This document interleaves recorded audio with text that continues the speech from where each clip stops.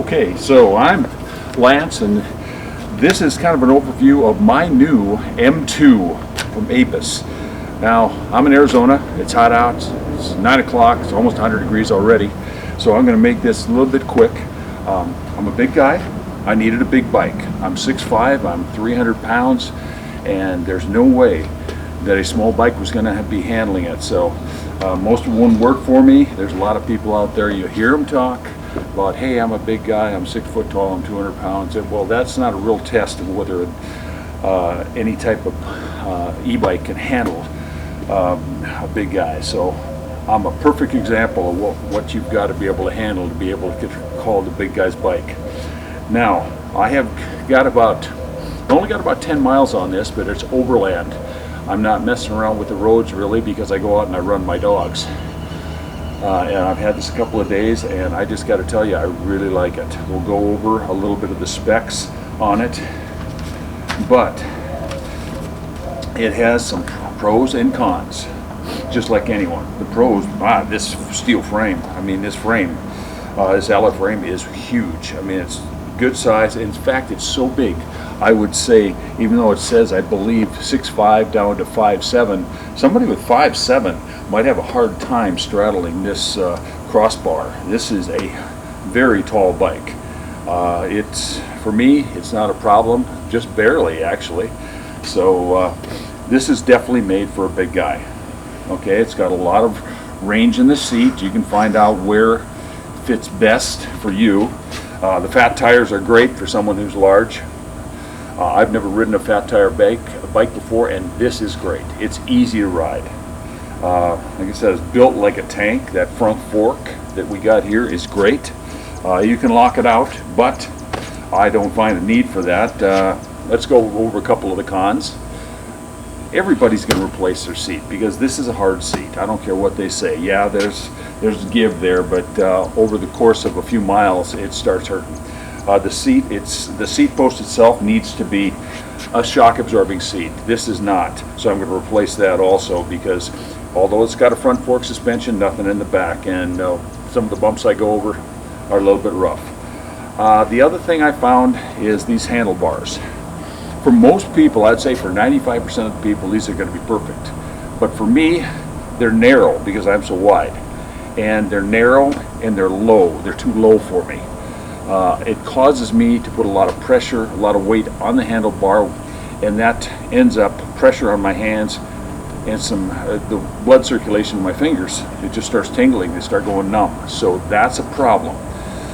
Number one I'm going to do, I think, is raise it. You can get an extender for right here. Another one, I think it should be wider, so I probably will be getting another set of handlebars that are wider, maybe by about 4 to 6 inches, and I think that'll make a difference, because I think handlebars should be slightly wider than your shoulders, and that's for comfort. But in general, that's what I wanted to go over. It's a great deal. Right now, $989. You're not going to find anything near as quality as this piece of equipment for that type of price. So if you're looking for it, now's the time to get it. It is definitely going to be something to be happy with. You order it, just like anything, it's not going to come overnight. It's going to come, it might take a couple of weeks. You might luck out and get it in a week. Nothing wrong with that. If you're patient with anything, when you're getting any bike, you're not going to have it immediately. I don't care if you get it from Amazon or wherever. So this has really turned out to be a really good investment for me, for my health, and for health of my dogs, because now they don't have to just walk with me. They can go out and run at a pretty good clip, and I can keep up with them. And health is everything, whether it's four-legged or two-legged. So anyway, let's go take a ride and see what this looks like.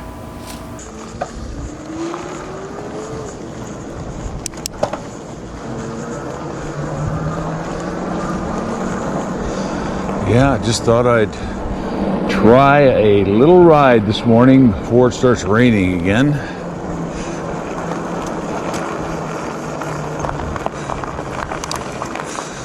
Gonna see what it looks like over in an area that I want to do a lot of riding with my dogs. So the reason I brought this Apis is I wanted to ride with my dogs.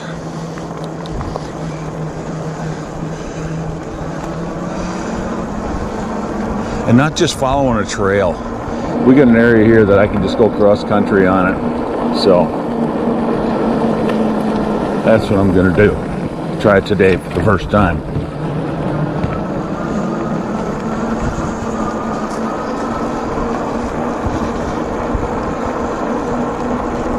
It's nice, it's only about half a mile away.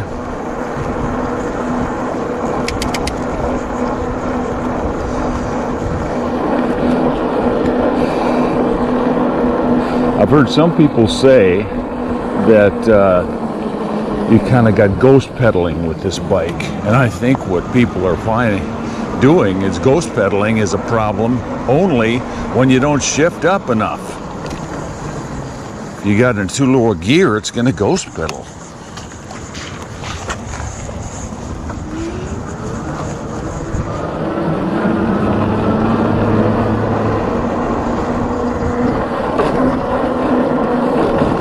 Let's try some off-roading here.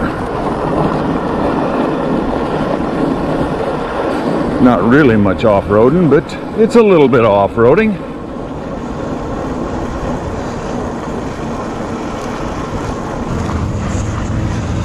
It's a big area. I'm not bringing my dogs out today. I'm just going to test it out and see how things work with this. I'll turn it down a little bit. I think I'll try it pedal assist 2, and let's just try it, see how it works. Just a slow, I think I'm going to learn what I'm going to need. I think for starters, see if the dogs walk in front of me. It's pretty smooth out here. With the dogs walking in front of me, I'll be able to work this and they won't have to wait for me like they normally do. I got a couple of Weimaraners that really cover ground, so doing this will be very useful. Yeah, we've got trails, certainly have trails around here. As you can see, there's nothing wrong with these trails to pedal. But dogs don't follow trails. So let's just see what happens if we go this way for a while.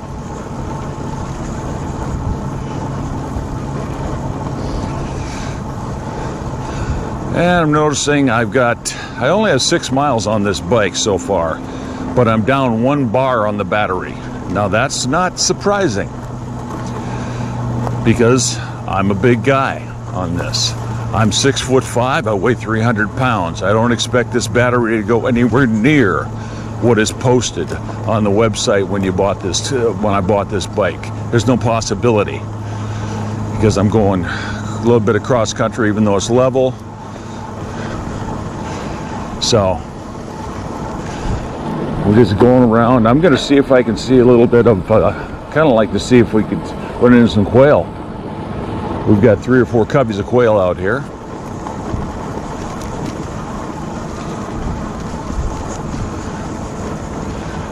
But it's kind of nice out here. Well, a few things I'm noticing just as a big guy on an e-bike. Number 1, there ain't no way I'm not going to replace this seat. This seat has no give in it. I'm also going to have to replace the post for a shock absorbing post. It's pretty hard. The shock absorption of the fork is nice. There's no problem there.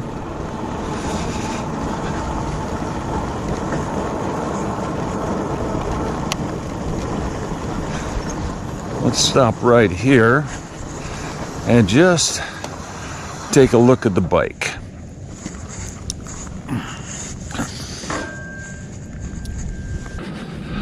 Bike itself is pretty nice. I mean, it's a tank.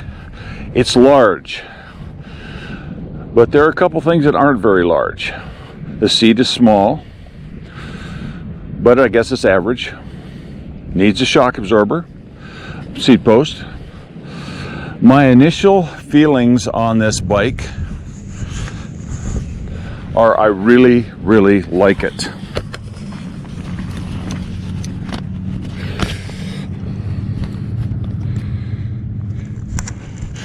But one thing I'm noticing, those handlebars are very narrow for a big guy. I'm feeling very cramped a little bit when I'm holding the front, the handlebars and, trying to steer. So I'm going to look into that. I think that they should have had something just slightly wider than that. But all in all, I'm pretty happy with what I'm seeing. Haven't tried anything at night.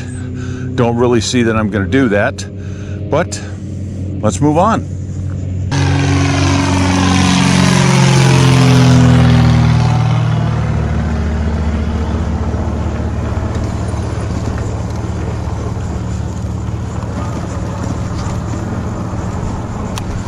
Try a little more four-wheeling kind of, rather than finding little trails.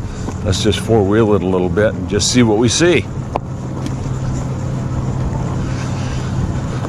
This is what the Arizona desert looks like. It's brown. Don't expect anything else. Although with this rain in a few days, it's going to start turning green. There, a little bump there.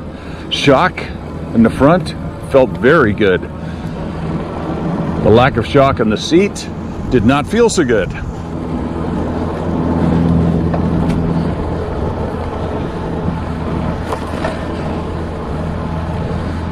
Well, anybody who gets one of these is going to be pretty happy. I will say that for me, standing over the bike, as I swing my leg over and stand over it at 6'5", I honestly can't see how a smaller person could use this bike at all with that, without it being the step-through model.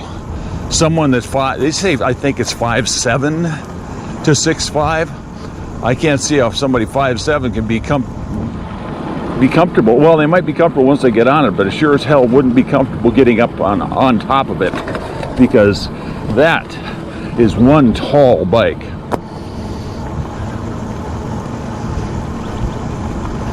Yeah, this is working very well.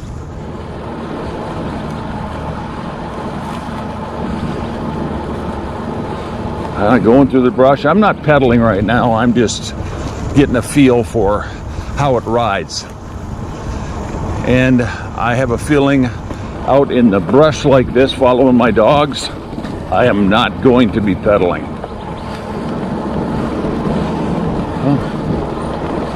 This is about a 2-mile square area of open, undeveloped land that's right close to my home.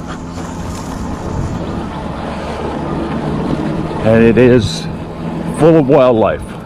We've run into coyotes here, jackrabbits, cottontail rabbits, quail, lots and lots of quail. In fact, that was a quail that just flushed in front of us. I don't know if you saw that in the camera, but we just flushed some quail. That's what I expected to see, and that's what my dogs run into out here. So, but all in all, kind of happy I got this. We're going to go over a few things in other videos, how I'm going to make this mine, add this, that, and the other thing as far as accessories to make it a little more comfortable for me. An overly big guy on an e-bike. So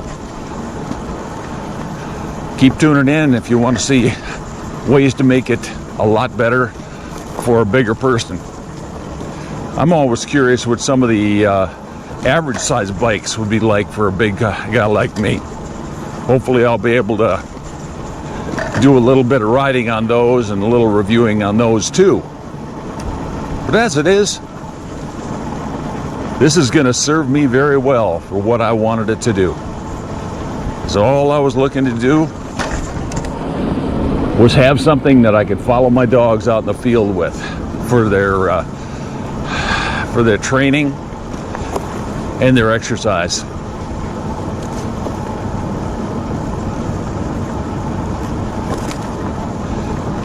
We're back to the main road here that goes through. I think I'll follow this a ways.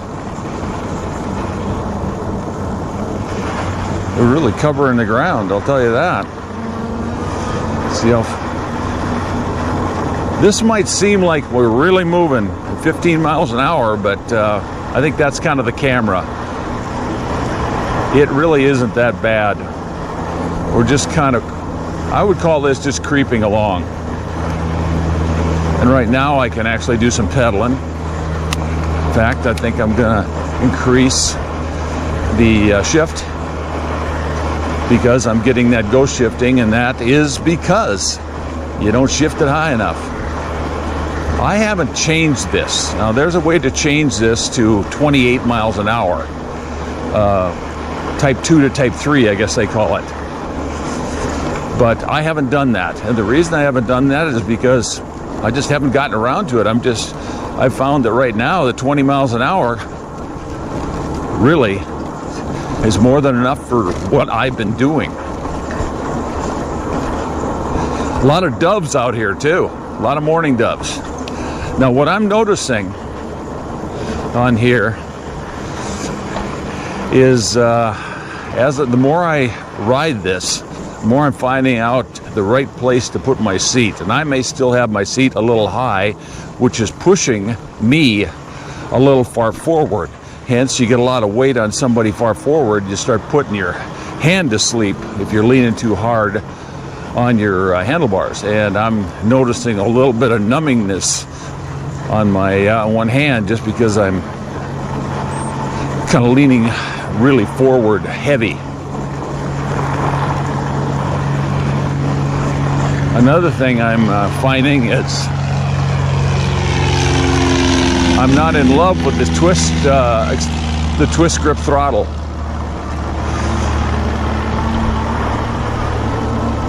There's I might think about changing that in the future. It works fine. I mean, it's just different from what I'm used to. In my quad, I have just a regular old thumb throttle, which works fine. Now, another thing I've noticed, I mean, I've got an old Honda Trail 90 that has a twist strip throttle, and that was a situation. I never had the same problem here because with that, I kind of sit in the bike, not on top of the bike. So I think that might be the situation there. It's a pretty large area that I get to run around here, so it's nice to have this close. I'm not big on trails and just going out for that. I want to go out where I can see some wildlife, not just see a bunch of other people pedaling and walking down trails. That's not really my idea of fun. Yeah, the handlebars feel very narrow.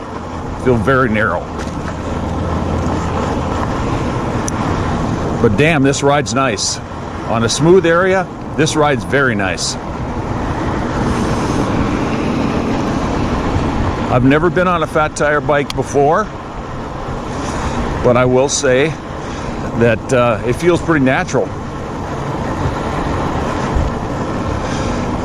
Sure was an easy bike to put together. They say it's 95% assembled when you get it out of the box. I've got to agree with them. I mean, it only took me 45 minutes to put it together, and even though I've got all sorts of tools and all top, I got the best I can get at Allen wrenches and sockets and all that. I decided when I put this together to use the tools that came with it. So I did. And even then, it only took me 45 minutes, although I'll recommend anybody who is, when they're ready to start putting together their bike, they're going to have a couple other things when they open that box. One, a good stout pocket knife or nipper to cut those straps. On the outside, screwdriver wouldn't hurt pulling out those staples, but may not need it. But a good nipper, otherwise it'll take you an extra hour to get all those different zip ties cut off, because they have a lot of zip ties to keep it solid. A lot of zip ties. And once you get all that off, it really doesn't take much time. Just gonna stop right here. And on the road, I do like to use my pedals. Get your exercise somewhere.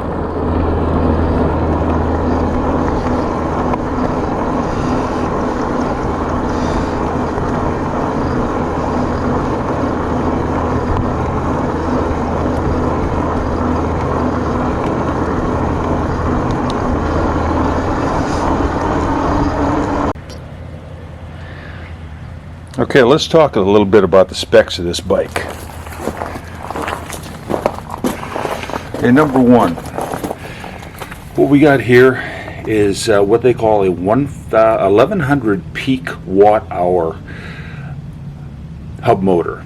Now, the hub motor peak hours, 1100 watt peak is generally going to be, I guess, about a 750 regular watts, so it's got 110 newton meters of torque. That means it can go up the hills pretty well. I haven't seen any with that high of a torque on any other ones I've seen. So in general, that's going to be made for a big guy. You can get somebody that weighs a lot, or is very tall, just a big person that can really go up the hills.